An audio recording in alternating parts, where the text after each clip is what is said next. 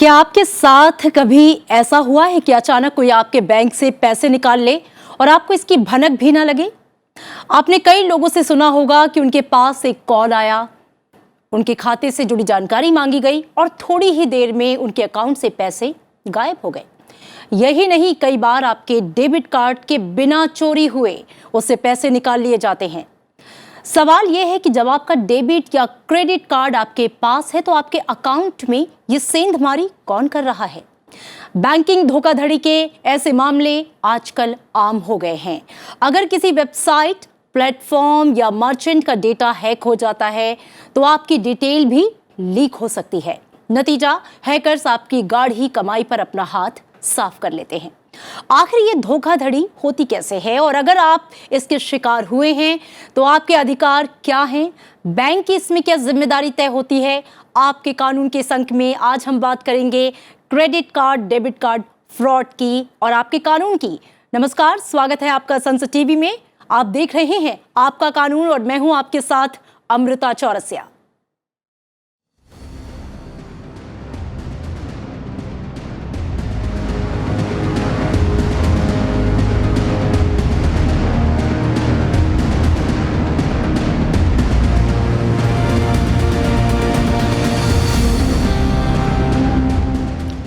सबसे पहले आपके लिए समझना जरूरी है कि क्रेडिट या डेबिट कार्ड उपभोक्ता के रूप में आपके अधिकार क्या हैं। तो आज इस अंक में जो सवाल मुख्य रूप से हम कवर करेंगे, कैसे होता है आपके साथ धोखा?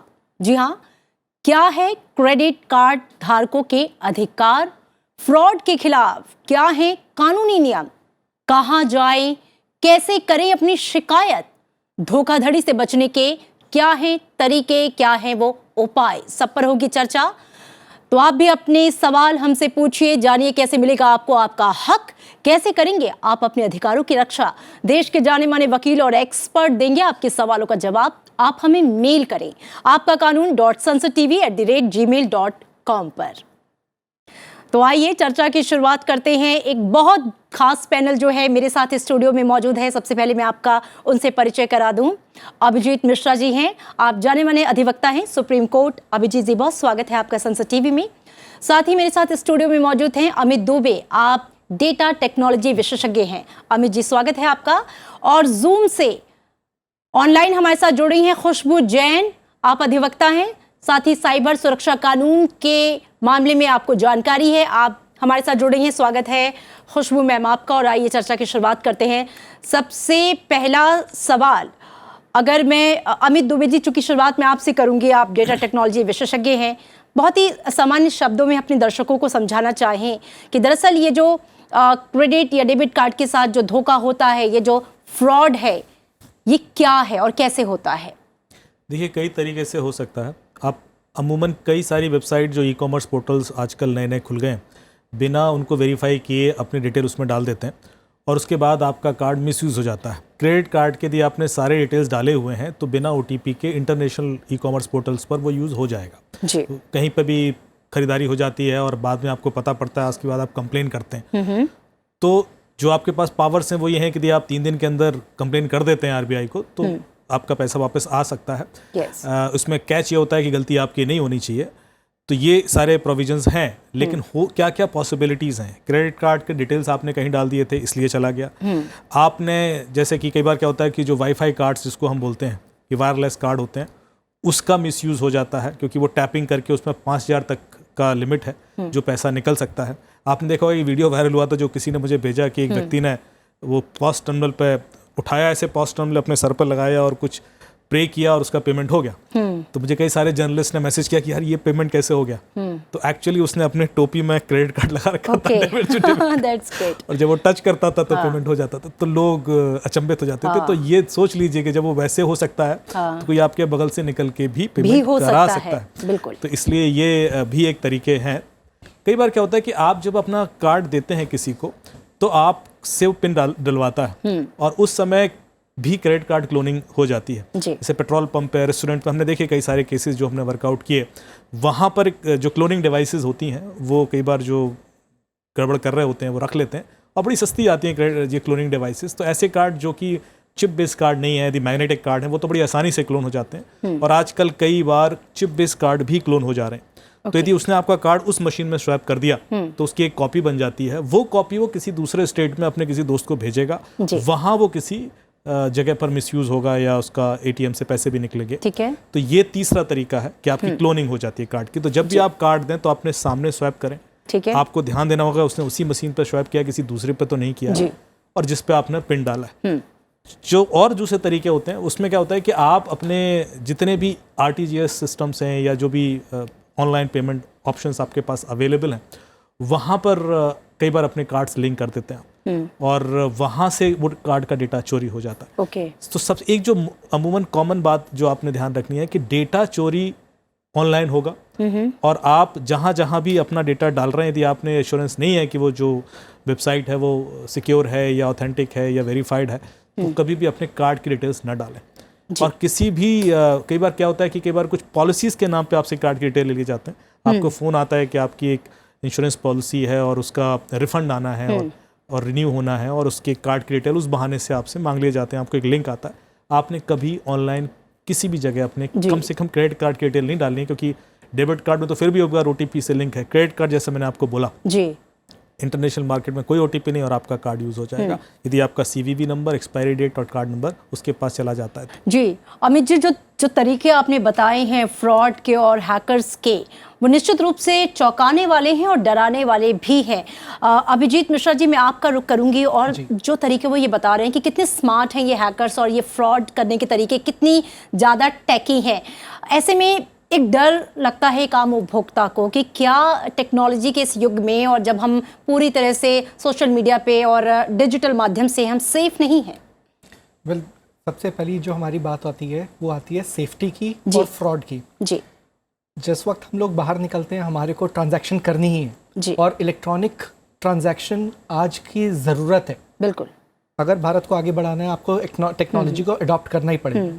पर जिस वक्त आप टेक्नोलॉजी पे जाते हैं सबसे इम्पोर्टेंट बात आती है आपकी फ्रॉड की। फ्रॉड होगा कैसे? जैसे सर ने बताया इतने सारे तरीके हैं फ्रॉड के, जी, बट उससे भी ज़्यादा तरीके हैं हमारे को अपने को बचाने के। बिल्कुल। सबसे इम्पोर्टेंट होता है आपका अगर फ्रॉड हो गया फिर क्या, हमारे पास और क्या क्या रास्ते हैं। सबसे इम्पोर्टेंट रास्ता ये होता है कि गलती कहाँ थी, अगर गलती हमसे भी हुई है उसके अंदर भी बचाओ। ठीक है। सबसे इम्पोर्टेंट जो कहते हैं एक ऑर्गेनाइजेशन है जिसका नाम है रिजर्व बैंक ऑफ इंडिया, जिसे भारतीय रिजर्व बैंक कहते हैं। ठीक है, RBI। भारतीय रिजर्व बैंक ने 2017 में एक पॉलिसी बनाई थी लिमिटेड लाइबिलिटी बनाने की कस्टमर्स की। ओके। उसके अंदर 3 हिस्से हैं। सबसे पहला हिस्सा है कि अगर आप अपने फ्रॉड को विदिन 3 दिन में 3 दिन के अंदर आप बैंक को बता देते हैं और जिसमें आपकी गलती नहीं है तो वो इमीडिएटली आपके जीरो लाइबिलिटी है। ओके। रिजर्व बैंक कहता है आपकी जीरो लाइबिलिटी। ठीक है। अगर फर्ज करते हैं आपकी गलती है, गलती से आपने ही कहते हैं इंफॉर्मेशन दे दी है, तो आपकी गलती भी ज्यादा से ज्यादा 10,000 रुपए तक की मानी जाती है, मैक्सिमम लाइबिलिटी है। कुछ लोगों को नहीं बता पाते 3 दिन में, फर्ज करते हैं नहीं कुछ भी कोई भी कारणवश वो नहीं बता पाए, तो 7 दिन तक अगर आप फिर भी बताते हैं तब भी आपकी जो लाइबिलिटी है रिजर्व बैंक ऑफ इंडिया कहता है कि आपको आपकी लाइबिलिटी लिमिटेड कर दी जाएगी। फर्ज करते हैं आपका 5 लाख तक की कार्ड की लिमिट थी तो आपकी लाइबिलिटी 10,000 रुपए तक की है। अगर 5 लाख से ज्यादा की आपकी क्रेडिट कार्ड की लिमिट है तो आपकी लाइबिलिटी 25,000 तक होती है। ओके। जो तीसरा श्रेणी जो रिजर्व बैंक ऑफ इंडिया ने बताई है, आप किसी वर्ष किसी भी हद तक आप 7 दिन तक नहीं बता पाए तो बैंक अपनी खुद की पॉलिसी बनाएगा उन चीजों को देखने के लिए वो कहां तक उनको बचा सकते हैं। तो कस्टमर को बचाने के लिए 3 श्रेणियां। एक, अगर आपने 3 दिन के अंदर बता दिया और आपकी गलती नहीं थी, बैंक की तरफ से गलती थी, तो आपकी जीरो लाइबिलिटी है। अगर आपकी गलती थी और 7 दिन तक आपने बताया तो आपकी लाइबिलिटी मैक्सिमम 10,000, अगर 5 लाख तक का क्रेडिट कार्ड की लिमिट है, और अगर 5 लाख से ऊपर की लिमिट है तो 25,000 तक की कहते हैं लाइबिलिटी है। और 7 दिन के बाद अगर आप फिर भी बताते हैं, ऐसा नहीं है कि आपका साथ छोड़ दिया कहते हैं भारतीय रिजर्व बैंक ने, उसके अंदर भी एक पॉलिसी बनाना है बैंक को जो हर बैंक अपने कस्टमर को बचाने के लिए तत्पर रहे। ठीक है। तो वो इंडिविजुअली बैंक्स को खुद से बनानी है। जी, हर एक बैंक की है। जो लीड पॉलिसी आजकल जो चलती है वो है रिजर्व बैंक ऑफ इंडिया ने, जो स्टेट बैंक है, पंजाब नेशनल बैंक है, जो मेजर कहते हैं बैंक है हमारे देश के, उनको माना है कि वो उनकी policy at the most at par है। ठीक है। ICICI bank, HDFC, Standard Chartered, Citi Group, इन सब की बहुत अच्छी पॉलिसीज है। ठीक है, हम खुशबू जैन का रुख कर लेते हैं जो ऑनलाइन हमसे जुड़ी हुई हैं। खुशबू मैम, जो बचने के तरीके अभिजीत जी ने बताए, बचने के पहले हम वो सतर्कता जो कहते हैं ना कि आप वो गलतियां ही मत कीजिए कि आप फंसें या फ्रॉड का शिकार हों। तो मैं चाहूँगी, चूंकि आप लॉयर भी हैं और साइबर सुरक्षा कानून की जानकार के साथ साथ आप इसको अच्छे से समझती हैं, कि बचने की वो क्या क्या अहम तरीके हो सकते हैं कि आप इस फ्रॉड में ना फंसें। बचने के कुछ तरीके हैं। पहला तो आप जो आपका जो कार्ड है वो आप मर्चेंट को ना दें, अपनी साइट से, अपनी आंखों से दूर ना करें, पहला। दूसरा, जब भी आप अगर आप उसमें अपना पिन डाल रहे हैं तो आप कवर करके उस पिन को डालें। तीसरा, आप अपने ट्रांजैक्शंस की चीज़ों को लिमिट करें। अगर आप 2 कार्ड्स को यूज़ कर सकते हैं तो 2 कार्ड्स को सेपरेटली यूज़ करें। जहां आप ऑनलाइन ट्रांजैक्शंस करते हैं या फिर स्वैप करते हैं तो उनकी लिमिट्स लिमिट्स को कम करके उन ट्रांजैक्शंस को उन अकाउंट्स उस कार्ड से करें। और दूसरे, जो आपका जो मेन बैंक है, जिस मेन अकाउंट है जिसमें आपके ज्यादा मनी आप सिक्योर रखते हैं, उस कार्ड से यूज ना करें। तीसरा, आप लिमिट को हमेशा चेंज कर सकते हैं, जैसे कि अमित जी और मेरे पहले जो प्रवक्ता थे उन्होंने बताया कि इंटरनेशनल ट्रांजैक्शंस जो होती है, वेबसाइट्स जो होती है, इंडिया में 2 फैक्टर ऑथेंटिकेशन है, बट इंटरनेशनल वेबसाइट्स पे आपको OTP नहीं आएगा या आपको सेकंड फैक्टर नहीं है वहां पे ऑथेंटिकेशन का। तो आपका जो कार्ड है, अगर वो कार्ड किसी के पास है या कार्ड की फोटोग्राफ्स किसी के पास है या डिटेल्स किसी के पास है, तो वो ट्रांजैक्शंस आसानी से कर सकते हैं और आपको इसके बारे में पता नहीं चलेगा। तो आप एक और चीज देख सकते हैं कि अगर आप इंटरनेशनली ट्रैवल नहीं कर रहे हैं या आपको इंटरनेशनल ट्रांजैक्शंस नहीं करने हैं, तो आप उन ट्रांजैक्शंस को लिमिट कर सकते हैं, उन ट्रांजैक्शंस को डिसेबल कर सकते हैं कि अभी इस समय तक मुझे इंटरनेशनल ट्रांजैक्शंस नहीं करने हैं। और हर जगह के ट्रांजैक्शंस को आप चेंज कर सकते हैं कि इतने ही ट्रांजैक्शंस एक बार में अलाउड। और जब आपको करना है ट्रांजैक्शंस बड़े अमाउंट का, तो आप उस अमाउंट को इंक्रीज कर सकते हैं अपनी मोबाइल बैंकिंग ऐप के साथ में। चौथी चीज है, आप अपने पिन नंबर्स किसी के साथ शेयर नहीं करें और कंटिन्यूसली आप इसको चेंज करते रहें। चौथी, जहां डिटेल्स की बात आती है, तो ये जो साइबर क्रिमिनल्स है ये काम करते हैं इंफॉर्मेशन के ऊपर। तो इंफॉर्मेशन जब कंबाइन हो जाती है तो उस इंफॉर्मेशन के जरिए इनके लिए क्राइम को कमिट करना बहुत आसान होता है। तो जब भी आपको कोई कॉल आ रहा है जहां पे वो प्रोजेक्ट कर रहे हैं कि वो किसी बैंक से है या किसी इंस्टीट्यूट से है या किसी जगह से है और उनके पास में आपकी डिटेल्स है, तो आप उनको और ज्यादा डिटेल्स ना दें, पहली चीज। दूसरी चीज, ये जो क्रिमिनल्स होते हैं इनके पास में ऑलरेडी बहुत सारी डिटेल्स हैं। आई थिंक 2 दिन पहले हम सबने पढ़ा था कि एक बहुत बड़ा रैकेट हैदराबाद में पकड़ा गया जिसके पास बहुत सारे डेटा थे, इंक्लूडिंग डिफेंस का डेटा। तो अगर आप देखेंगे तो हमें यकीन हो जाता है, आपको और मुझे अगर कोई फोन आएगा और वो बोलेंगे कि मैम आपका क्रेडिट लिमिट बढ़ा दिया है और आपको ये ऑफर्स मिल रहे हैं, तो आप बोलेंगे how do I believe you, आप हमारी बैंक से बात कर रहे हैं। तो वो बोलेगा मैम आपका लास्ट क्रेडिट कार्ड बिल इस अमाउंट का था, उसके पहले वाला बिल था और आपकी बर्थ डेट ये है, तो मैं आपका बैंक का ही RM बोल रहा हूँ। तो अगर उसके पास में 4 इन्फॉर्मेशन है तो आपको यकीन हो जाएगा, आपको ट्रस्ट हो जाता है। बिल्कुल। अब हमको सतर्कता रखने की ये जरूरत है कि अगर किसी के पास इन्फॉर्मेशन भी है तो उस पर कर उसके आगे हम ट्रांजैक्शंस ना करें या उनकी बताई हुई चीजों पे एक्ट ना करें। और चौथी चीज, अगर कुछ हो जाता है तो इमीडिएट कॉल करें। आपके उस टाइम पे गूगल करके नंबर ना ढूंढें अपनी बैंक का, बट आई थिंक जैसे ही आप कार्ड लेते हैं या बैंक में आप किसी भी बैंक में अकाउंट खोलते हैं तो वो आपको एक कस्टमर ID कंपलसरी देते हैं। ये RBI गाइडलाइंस के हिसाब से है कि बैंक को अपने यूजर्स को एक टोल फ्री नंबर 24/7 जो अवेलेबल है वो, और एक ईमेल एड्रेस जो कंप्लेंट का है वो देना कंपलसरी है। तो ये दोनों आप पहले से ही नोट कर ले जब जैसे ही आपने कार्ड इशू करवाया है, ताकि कोई भी मिसहैप होता है या कोई भी ट्रांजैक्शन होते हैं तो उसी वक्त आप वहां पे कंप्लेन कर सकते हैं, ब्लॉक कर सकते हैं। कंप्लेन करने के टाइम पे एक और चीज ध्यान में रखनी होगी कि आप कंप्लेन का जो ग्रीवियंस, आपका जो नंबर है कंप्लेन नंबर, आप उसको नोट डाउन कर लें, बिकॉज ये आगे जाके जो पूरी प्रोसेस होगी, मैं अभी भी प्रोसेस बता सकती हूँ कि वो प्रोसेस क्या है, या फिर आप सेकेंड लाइन में बता सकते हैं कि किस तरीके से आपको कंप्लेन करनी है और क्या क्या चीजों का ध्यान रखना जरूरी है कंप्लेन के टाइम पे, क्या स्क्रीनशॉट लेना जरूरी है। तो इसलिए नंबर बहुत काम आता है आगे जाकर।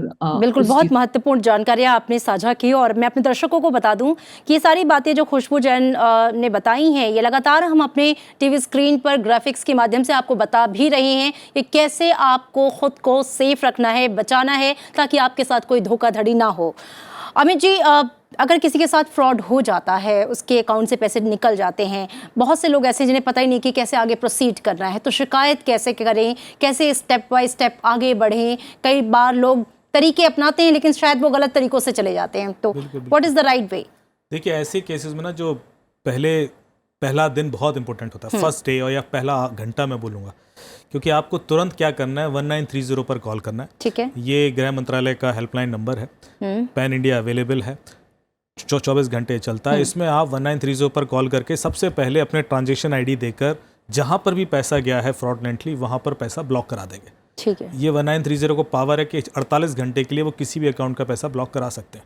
तो यदि आप अपनी कंप्लेन करेंगे कि ये फ्रॉडलेंटली हो गया है, बाय मिस्टेक हो गया है, या आपसे गलती हो गई या सामने वाले ने फ्रॉड कर दिया है, तो आप ये डिटेल देकर वो एक्शन ले लें। उससे क्या होगा, यदि पैसा ब्लॉक हो गया तो पैसा विड्रॉ नहीं हो पाएगा और उसके बाद पैसे वापस आने के चांसेस बढ़ जाएंगे। अक्सर क्या होता है कि उसमें हम डिले कर देते हैं और पैसा वहाँ से निकल जाता है, 3-4 घंटे में या तो कैश विड्रॉल हो जाता है या कहीं और चला जाता है। तो उसके बाद ही हम पकड़ भी लें व्यक्ति को, तब भी पैसे जो रिटर्न हो सकते थे वो नहीं हो पाते। तो पहला तो ये करना है, 1930 पर तुरंत कर देना है। दूसरा, जैसा कि हमारे खुशबू जी ने बताया और अभी अभिषेक ने बताया कि आपको बैंक को तुरंत इन्फॉर्म करना है। जो हमारी आरबीआई की गाइडलाइन है, 3 दिन के अंदर यदि नहीं करेंगे तो लायबिलिटीज़ फिर आपकी हो जाएंगी। तो इसलिए आप तुरंत 3 दिन के अंदर या तुरंत ही इन्फॉर्म कर दें बैंक को। ईमेल पर इन्फॉर्म करें, रिटन एक आपके पास वेरीफाइड डॉक्यूमेंट होना चाहिए कि मैंने कंप्लेन कर दिया था, इस टाइम पर कर दिया था। तो ईमेल करें या बैंक में जाकर करें, उसकी एक रिसीविंग ले लें कि मैंने कंप्लेन कर दिया, मेरा पैसा फ्रॉडलेंटली चला गया, उस पर कार्रवाई की जाए, वापस कराया जाए। तीसरा जो आपने करना है कि www.cybercrime.gov.in पर जाकर एक पुलिस कंप्लेन भी कर दें। ये भी ऑनलाइन होती है, इसमें भी आपने कहीं पुलिस थाने में जाने की ज़रूरत नहीं है। सिर्फ www.cybercrime.gov.in आपने खोलना है और उस पर आप फाइनेंशियल फ्रॉड का अलग से सेक्शन है, सोशल मीडिया क्राइम का अलग से सेक्शन है। आप फाइनेंशियल फ्रॉड सेक्शन में जाएं और वहाँ अपनी कंप्लेंट डाल दें। उसका भी एक एक्नॉलेजमेंट नंबर आएगा, वो एक्नॉलेजमेंट नंबर अपने पास रखें। आपको एक आईओ भी असाइन होगा कि इस थाने में ये कंप्लेंट फॉरवर्ड हुई है, एसएमएस पर आएगा, ताकि आप उसके संग फॉलो अप कर सकें। तो ये 3 काम कर ले हैं। 90% केसेस में जो आपको रिलीफ मिलेगा वो बैंक देगा, बैंक से ही पैसा वापस आएगा। क्योंकि पुलिस की जो कार्रवाई होती है वो उसमें काफ़ी वक्त लगता है। जब क्रिमिनल पकड़े जाएंगे, अकाउंट फ्रीज होगा, वहाँ पर पैसे मिलेंगे, तब आपको पैसा वापस आने के चांसेस हैं। यहाँ पर बैंक आपको तुरंत रिलीफ दे सकता है क्योंकि फ्रॉडलेंटली पैसा गया है, आरबीआई की गाइडलाइन है, आपको पैसा वापस करेगा। जी, बहुत महत्वपूर्ण जानकारी दी आपने। लेकिन अभिजीत मिश्रा जी, ये भी कहा जाता है कि ऐसी ऑनलाइन धोखाधड़ी की जी समस्या, उसका समाधान इतना आसान नहीं है। आमतौर पे जो बैंक होते हैं वो लोगों को ही इसके लिए जो उपभोक्ता हैं उत्तरदायी ठहरा देते हैं कि आपसे ही गलती हुई है, और क्रेडिट कार्ड धोखाधड़ी के मामले में पूरी लड़ाई जो है वो उपभोक्ता को अकेले ही लड़नी पड़ती है। बात कितनी सही है? कानून में एक लैटिन मैक्सिम है, उसका नाम होता है विजिलेंटिबस नॉन डॉर्मेंटिबस जूरा सर्वेंटिस। जी, law assist those who are vigilant about their own rights. जो आप अपने हक के लिए जागरूक हैं तो आपको कोई भी धोखा नहीं मिलेगा। बिल्कुल। कोई कितना भी आपके ऊपर डालने की कोशिश करे, उसके कहने से कुछ नहीं होता। बैंक अगर आपके ऊपर आपकी जिम्मेदारी डाल रहा है, इसका मतलब ये नहीं कि आपकी जिम्मेदारी है। बैंक जज नहीं है। जज या तो आप बैंकिंग ओम्बड्समैन में चले जाएं, या फिर आप जो कहते हैं रास्ता अपनाना चाहते हैं, सिविल कोर्ट में जाना चाहते हैं या क्रिमिनल कोर्ट में जाना चाहते हैं, आप वो रास्ता अपनाएं। पर बैंक के कहने से आपके ऊपर जिम्मेदारी नहीं आती। इनिशियली हो सकता है उनकी स्टेटमेंट हो सकता है कि आपकी वजह से तो कोई गलती ना हो। हमारे को लग सकता है कि बैंक हमारे पे डालने की कोशिश करे, बट वो सिर्फ और सिर्फ जानने की कोशिश करते हैं कि गलती हुई कहाँ से। ये जो लीक हुई है इन्फॉर्मेशन, हो सकता है किसी वेबसाइट के थ्रू हुई हो, आपने किसी को दे दिया हो, तो वो कोई भी बैंक ऑफिसर है वो जानना ये चाहता है कि गलती कहाँ से होगी। अगर उनके सिस्टम में गलती हो रही है तो इमीडिएटली अपने सिस्टम में जो सेंध लगी है वो एकदम रोकना चाहेंगे।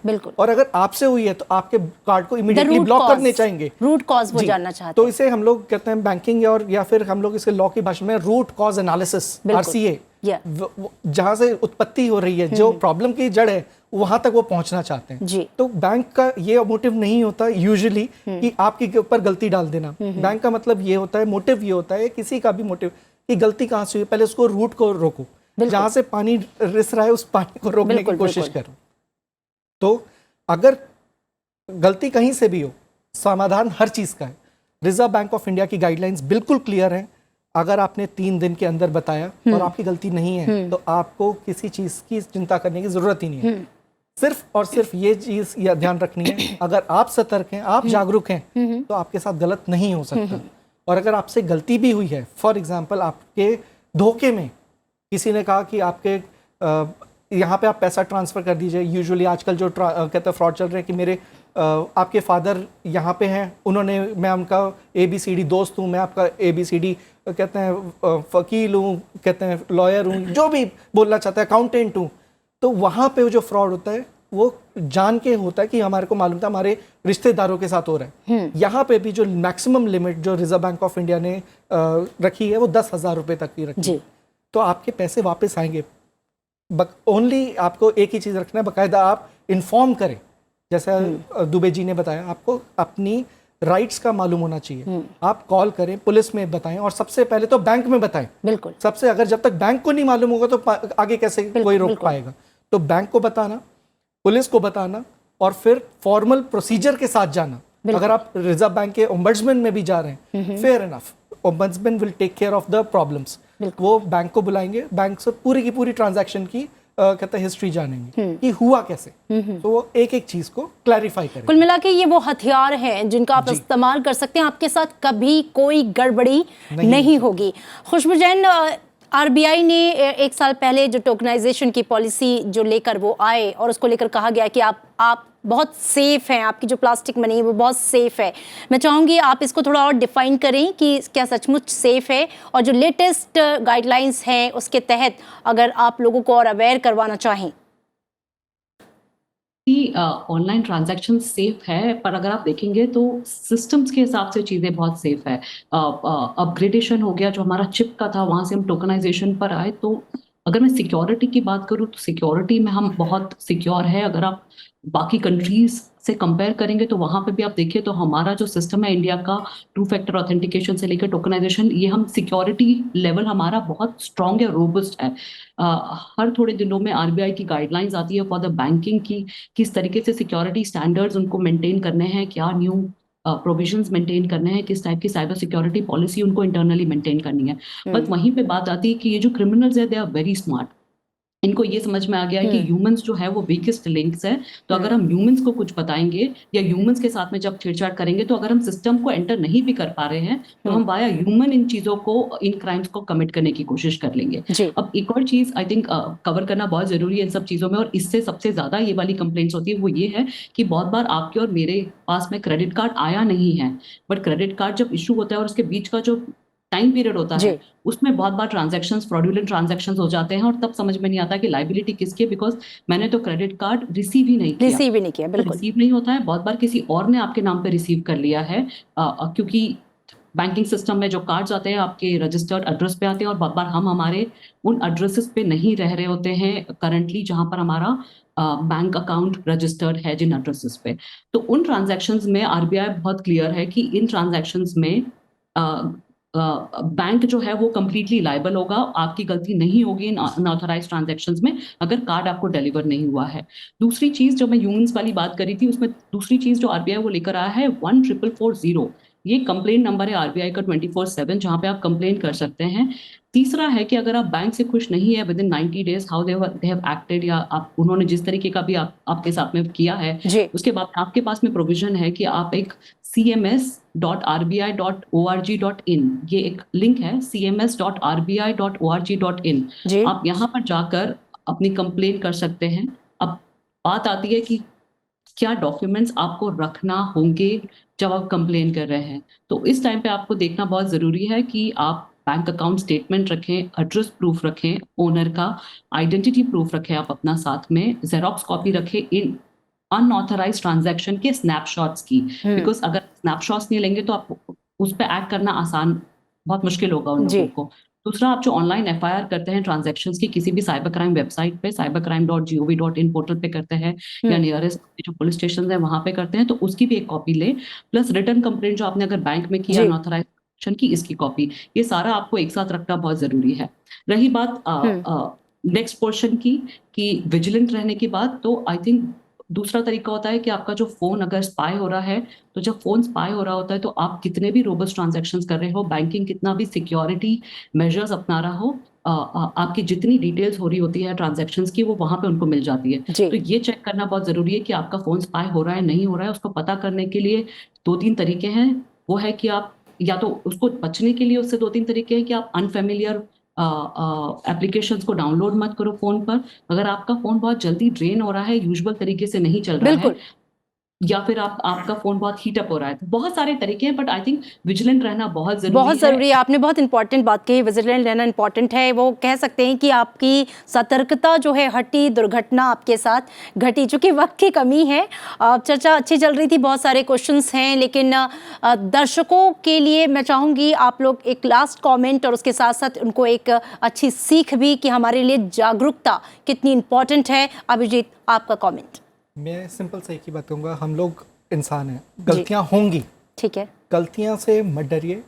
इलेक्ट्रॉनिक पेमेंट बहुत सेफ है। आज से जो 5 साल पहले थी, आज हम बहुत ज़्यादा एडवांस हैं। ठीक है, गलतियों से डर के हम लोग यही कहने लगे कि हम लोग ऑनलाइन जाएंगे नहीं, तो इससे कोई फ़ायदा नहीं है। हमारे को सिर्फ और सिर्फ विजिलेंट होना है। जो मैम ने अभी बोला, खुशबू मैम ने, कि कहते हैं हमारे को ह्यूमन एरर को मिनिमाइज करना। अगर हम ह्यूमन एरर को मिनिमाइज से 2 वजह से कर सकते हैं। सबसे पहला, थोड़ा सा दिमाग खोल के और थोड़ा सा भरोसा करके। भरोसा अपने आप पे करना है कि क्या हम सही कहते वेबसाइट डाली है, क्या हमने कहते सिक्योरिटी पूरी अपनाई है नहीं है, क्या हम किसी गलत इंसान को तो नहीं इन्फॉर्मेशन दे रहे। तो अगर हम लोग ह्यूमन प्रूफ बन जाए, या इसे कहते हैं ह्यूमन फूल प्रूफ बन जाए, तो हमारे को कोई ज्यादा बिल्कुल टेंशन कह सकते हैं कि जानकारी ही बचाव है आपके लिए। बिल्कुल। अमित जी, आपका लास्ट कमेंट।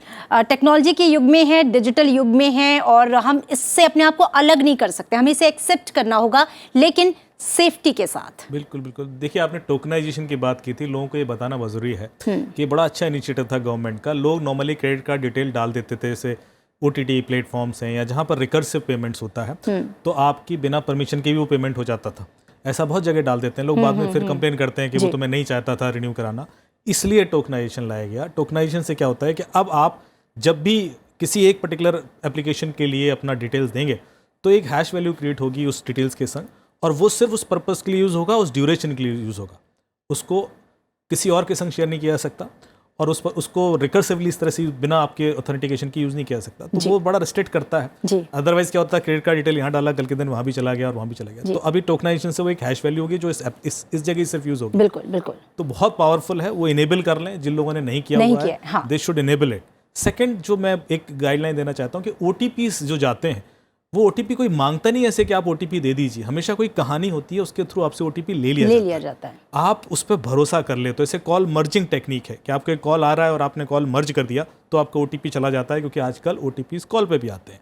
या किसी को आपने फ़ोन दे दिया, उसने कॉल फॉरवर्डिंग सेट कर दी, उससे OTP चले जाते हैं, क्योंकि वो आपके फ़ोन से कॉल फॉरवर्ड होने लगते हैं। उसको वॉइस ईमेल किसी ने इनेबल कर दिया, तो उससे OTP चले जाते हैं। जूम कॉल पर आप अपने मोबाइल से ज्वाइन करके बैठे हुए हैं और आपने स्क्रीन शेयर कर दिया, तो सामने वाला आपके OTP देख सकता है। तो हमेशा ध्यान दीजिए कि जो विजिलेंस होने की बात हो रही है, कि OTP ऐसे नहीं मांगा जाएगा। हमेशा एक कहानी बुनी जाएगी, आपसे भरोसा जताया जाएगा और आपसे कोई मतलब एक जाल बुना जाएगा और आपको फंसा लिया जाएगा, OTP जाएगा। तो आपने उधर भी ध्यान देना है। बिल्कुल बिल्कुल बिल्कुल। तो कुल मिला के जो बात निकल कर आती है वो ये कि सतर्कता बहुत ज़रूरी है, सावधानी बहुत ज़रूरी है, जानकारी बहुत ज़रूरी है, आपको आपके अधिकार पता हो, ये बहुत ज़रूरी है। और इसीलिए ये कार्यक्रम है आपका कानून। हमारे साथ जो खास मेहमान मौजूद थे, उनका बहुत बहुत शुक्रिया इस चर्चा में हिस्सा लेने के लिए। खुशबू जैन, आपका भी बहुत शुक्रिया, आप ऑनलाइन जुड़ी और इतनी महत्वपूर्ण जानकारियां साझा की। तो अगले एपिसोड में किसी और महत्वपूर्ण मुद्दे के साथ आपसे होगी मुलाकात। तब तक रखिए अपना ख्याल, देखते रहिए संसद TV। नमस्कार।